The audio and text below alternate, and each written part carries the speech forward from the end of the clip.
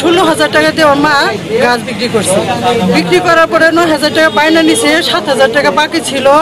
আজকে 7,000 টাকা দিতে আইসা গাছ কাটতেছিল। এই মুহূর্তে ওই যে ছেলে মারছে সে হচ্ছে বড় ছেলে, 2টা ছেলে। তার বড় ছেলে বলতেছে যে মা গাছ তো 16,000 টাকা হবো না, 40,000 টাকা হবে। ওর মা বললো ঠিক আছে আমি কালকে বিক্রি করে ফেলাইছি, প্রয়োজনে তোমার অর্ধেকটা দেই টাকা, তারপরে ইয়া করো না, ঝগড়াঝাটি করো না। এ বলাতেই সইতে নাই, কয় না আমি 40,000 টাকা বিক্রি করবো, আজকে টাকা নিও না।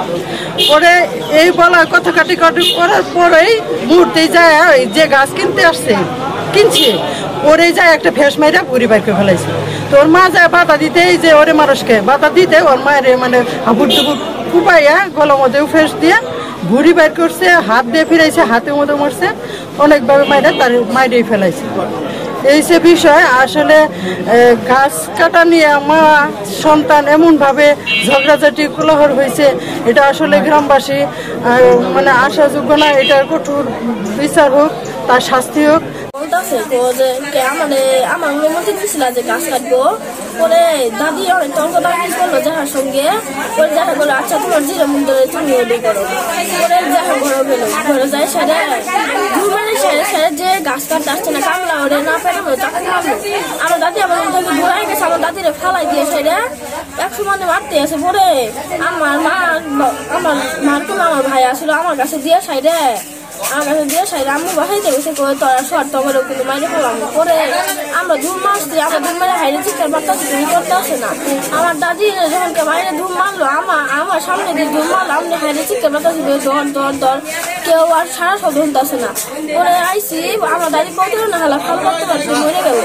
কারণে মা ছেলে দুইজনে দ্বন্দ্ব হয়, তার জন্য ছেলে মাকে খুন করে ফেলে। তো আমরা এলাকাবাসী হিসেবে তার মানে যতটুকু শাস্তি প্রয়োজন সেটা দাবি জানাই, এবং মানে পরবর্তীতে কোনো মা ছেলে এরকম কাহিনী না ঘটে তার জন্য মানে আইনের কাছে মানে একটা আশাবাদীতে মানে উপযুক্ত শাস্তি দিয়ে মানে সমাজকে মানে মা ছেলে এরকম দ্বন্দ্ব থেকে বিরত থাকে। জামালপুর পৌরসভার বিডিআর ক্যাম্পের পাশে হাটচন্দ্রা নামক গ্রামে মঞ্জিলা বেগম জিরা নামের একজন মহিলাকে তার মাদকাসক্ত ছেলে গাছ কাটাকে কেন্দ্র করে ছুরিকাঘাত করছে। আমরা ঘটনাস্থলে আইসা মঞ্জিলা বেগম জিরাকে মৃত অবস্থায় পাই এবং তার দেহে অনেকগুলো আঘাতের চিহ্ন আছে।